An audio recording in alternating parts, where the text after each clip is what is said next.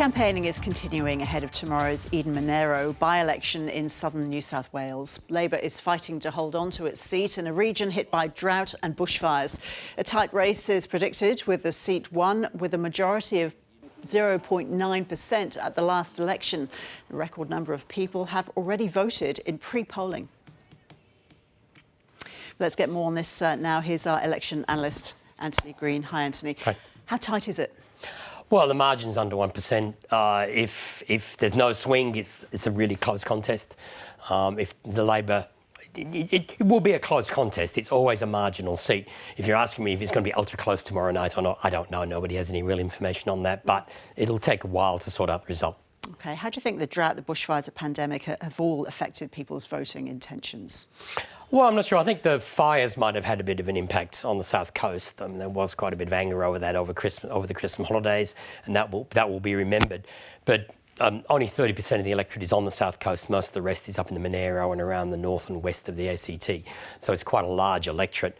And since then, we have had the pandemic, and that's had a lot of impact on politics, of course, and on the economy, people's financial circumstances. The government, the Prime Minister, has got good ratings from that, and certainly when you look at opinion polls, he's got a skyrocketing performance rating as Prime Minister. But the party voting intentions in public opinion polls haven't altered. So I suspect we may just see a repeat of last year's election. The one thing to say, it's unusual for a government to get a swing to it in a by-election, and it's been a century since the government last won a by-election. Does the geography of this seat make a difference? It's just a large electorate. It means it's not just the suburban electorate where you're talking about sort of houses and, one area. You're talking about the South Coast, which has got its issues with the bushfires and tourism. Eden-Monaro is about drought, and about Queanbeyan is completely separate. It's almost a suburb of Canberra to some extent.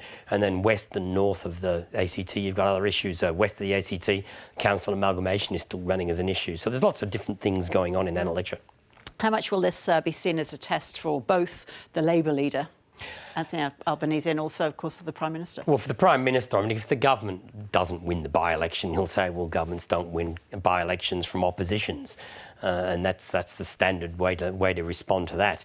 As far as Labor's concerned, if they lose this by-election, it will be a blow for the opposition. But I think that's the main downside of it for the Labor Party is if they lose the by-election, there will be a lot of attention on their performance at the moment. For the government, no, they've got less at risk. OK, it's expected to be tight, as you've explained, but do you think we'll get a result tomorrow night? Well, it'd have to be really tight not to get a result. We will get the pre-polls. There has been maybe a third of the electorate has voted pre-poll. 14% of people have applied for postal vote. So only about half of the voters will vote tomorrow, but they do count the pre-polls and they'll count a significant proportion of the postal vote. So if it's not that close, we will know the result tomorrow night. If it's under 50.5 for Labor, then we won't know the result. And just finally, on another issue while we have you, Anthony, the Electoral Commission has made changes to state representation. Yeah, the Constitution specifies that once every term they must reassess what's the representation from each state. The numbers have been released this morning, 1 year after the Parliament first sat. Western Australia will lose a seat, Victoria will gain a seat, and the Northern Territory will be reduced to 1 seat. Now, the thing about that seat, that's automatic. There'll be only 1 seat in the Northern Territory in the next election, but there is a bill to save that second seat. And down the track, if that bill goes through, the Northern Territory will get its second seat. But without some action by the Parliament, the Northern Territory will go down to 1 seat at the next election. OK. Have fun tomorrow night. Anthony, thank you.